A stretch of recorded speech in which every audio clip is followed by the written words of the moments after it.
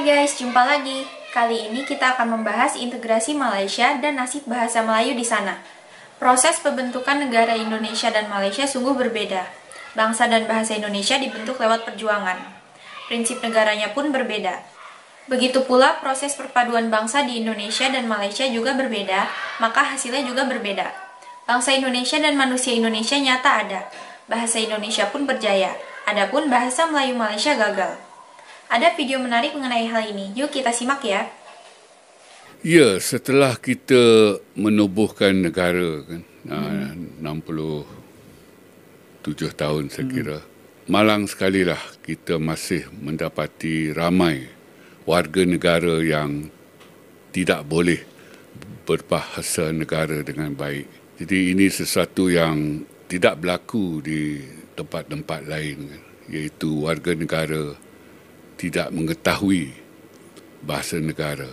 Jadi di Malaysia, malang sekalilah, bahasa Melayu adalah satu-satunya bahasa negara yang tidak diketahui sepenuhnya oleh warga negaranya sendiri.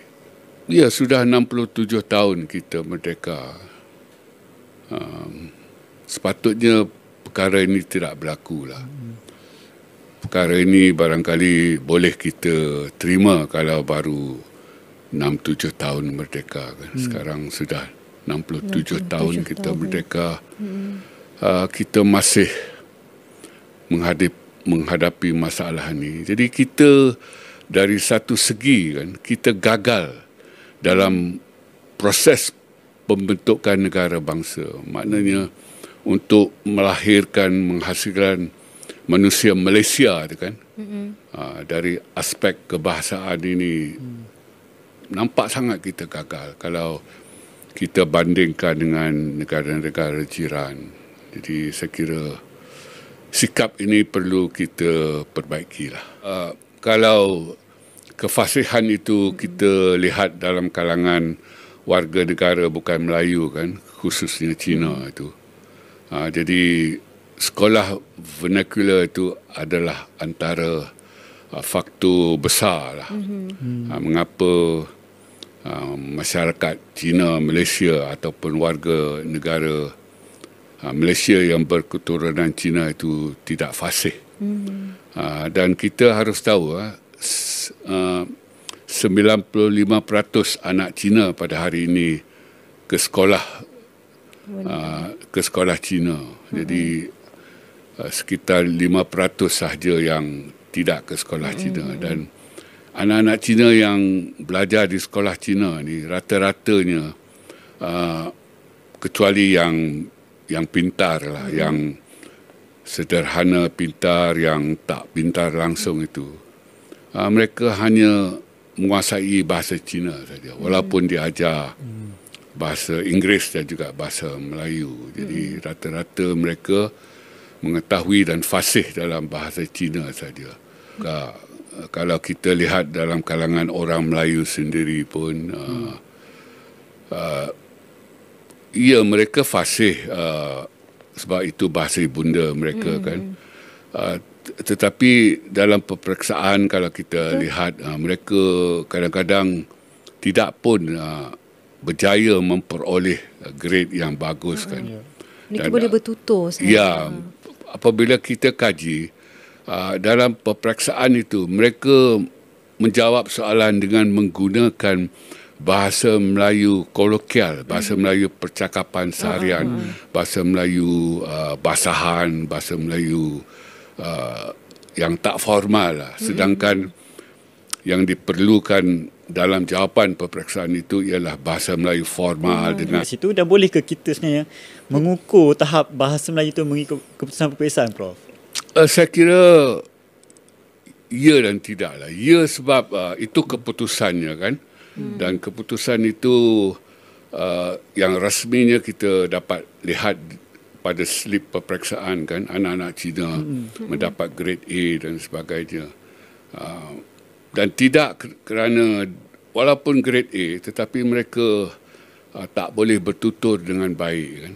Semata-mata atas asas instrumental, memenuhi syarat tertentu iaitu lulus dalam peperiksaan. Lepas itu dalam bahasa kasar, bahasa Melayu dipersaitankan. Begitulah. Ataupun bahasa kolokialnya dipersaitankan lah. Tetapi kalau bahasa persuratan tak boleh setan, dia syaitan. Kan? Begitulah. Begitulah guys, selama ini siswa-siswa Cina di Malaysia memang diajari bahasa Melayu. Tapi mereka belajar agar lulus ujian saja. Bahasa pengantar di sekolah vernakular tetap bahasa Mandarin. Sehari-hari mereka juga pakai bahasa Mandarin dan Inggris. Masalah lain yang amat penting adalah sejak TK, sekolah dasar dan sekolah menengah, anak-anak Cina sudah terpisah dengan anak Melayu. Itu yang membuat perpaduan di Malaysia sulit diwujudkan. Mari kita lanjut lagi.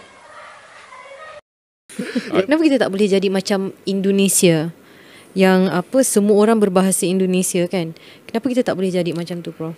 Kita tak boleh jadi macam tu sebab kita membina negara kita pada tahun 57 tu, apabila kita merdeka, dan juga semasa kita membentuk Malaysia tu, kita mengangkat dasar integrasi. Sedangkan Indonesia dan lain-lain di Asia Tenggara ni, kecuali kita saja, semuanya mengangkat asimilasi.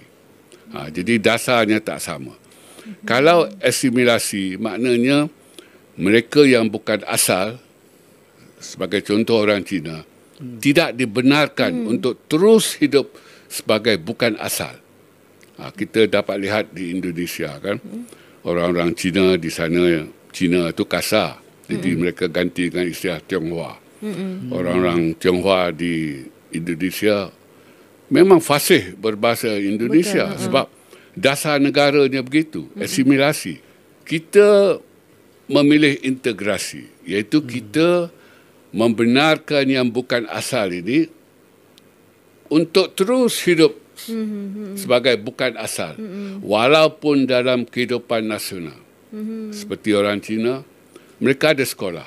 Kita beri nama sekolah vernacular. Bagi saya lah, untuk hasilan ataupun dengan izin outcome, penyatu paduan yang baik ialah asimilasi, bukan integrasi. Tetapi kita memilih integrasi. Jadi lihat saja tahap perpaduan kita hari ini. Seperti yang saya katakan dan selalu saya katakan, kita gagal dalam beberapa aspek pembentukan negara bangsa.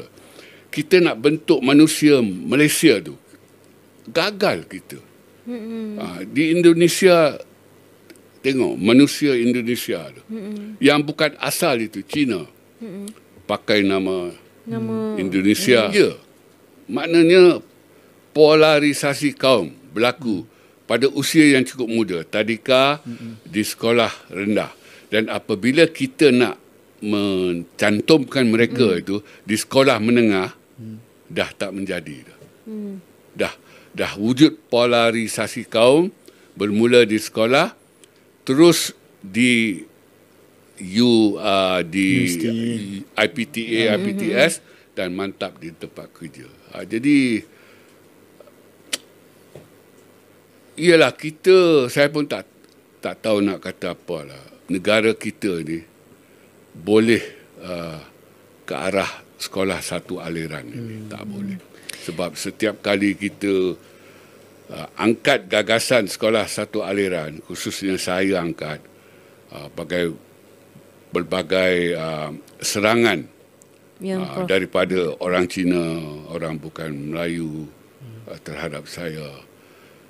Jadi kerajaan yang memerintah pun tidak ada keberanian politik untuk melakukannya. Ruang itu bagi saya dah hilang. Makna hilang, dia tak akan datang kembali. Sepatutnya selepas peristiwa 13 Mei tahun 69, negara diperintah oleh Mageran, negara berada dalam keadaan darurat. Waktu itu kita buat sekolah satu aliran. Begitulah guys, momentum itu memang sudah hilang. Untuk membuat kebijakan yang besar itu memang tidak mudah. Menghapus sekolah aliran tidak mudah, karena hal itu seharusnya dilakukan sejak Malaysia merdeka. Masalah Malaysia dibentuk bukan lewat revolusi kemerdekaan dan perjuangan, Malaysia dibentuk lewat kesepakatan antar kaum yang difasilitasi oleh British. Terima kasih sudah menonton sajian kami, sampai jumpa lagi.